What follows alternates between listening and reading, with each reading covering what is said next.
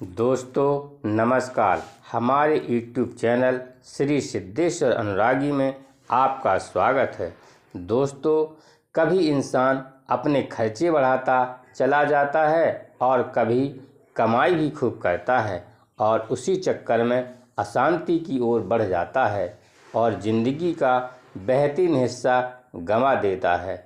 मैंने ऐसे कई परिवार देखे हैं जो अंधाधुंध सामान लाते हैं और हर वक्त सकते में रहते हैं। जितना सामान होगा उतनी टूट फूट भी ज़्यादा होगी और अशांति बनी रहेगी। यह आम बात देखने को मिलती है।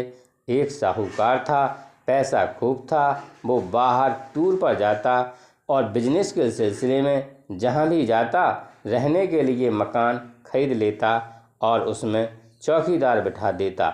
जब सेक्रेटरी आता उसको बताता कि इस मकान में चोरी हो गई, इस मकान में सफ़ेदी करानी है, वहाँ बिजली का बिल है, वहाँ हाउस टैक्स आया, वहाँ पर चौकीदार ने कुछ गुंडे रख लिए।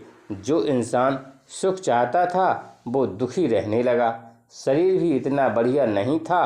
डॉक्टर बोलता था अब आप बाहर ना जाएं, कहीं भी कुछ भी शरीर में बेकार बन सकता है। जो चीज़ें सुख के लिए बनाई वो ही दुखदाई साबित हो गईं। ऐसे ही महाभारत में प्रसंग आता है। श्री कृष्ण जी को भूख लगी और द्रौपदी को कहा मुझे कुछ खाने को दो। घर में सिर्फ एक दाना चावल का था, उसी से काम चल गया। कहते हैं तरीके से थोड़ी चीज़ भी सुखदाई होती है और बिना ज़रूरत का महल भी सुख नहीं देता। अगर महल और चीज़ों में सुख होता तो अमीरों के पास होता। आप जाकर देखो कितनी परेशानी है दुनिया में।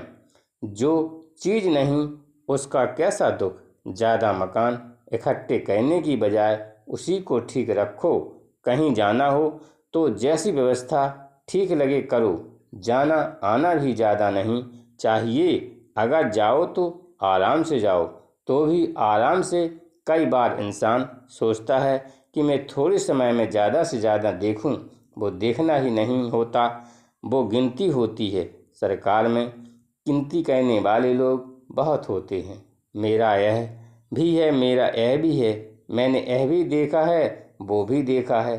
देखने का अर्थ समझना भी होता है। कोई भी चीज़ देखने के साथ समझी भी जाती है, तभी उसके गुण दोष पता लगते हैं।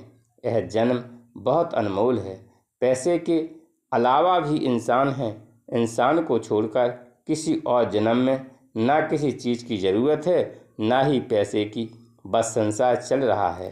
अरबों खरबों जीव जंतु पशु पक्षी सबका संसार चल रहा है।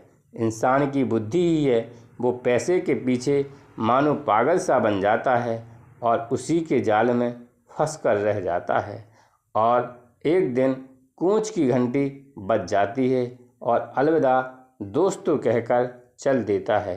फिर कहाँ मंजिल होगी कोई ठिकाना नहीं। कबीर जी का दोहा याद आता है।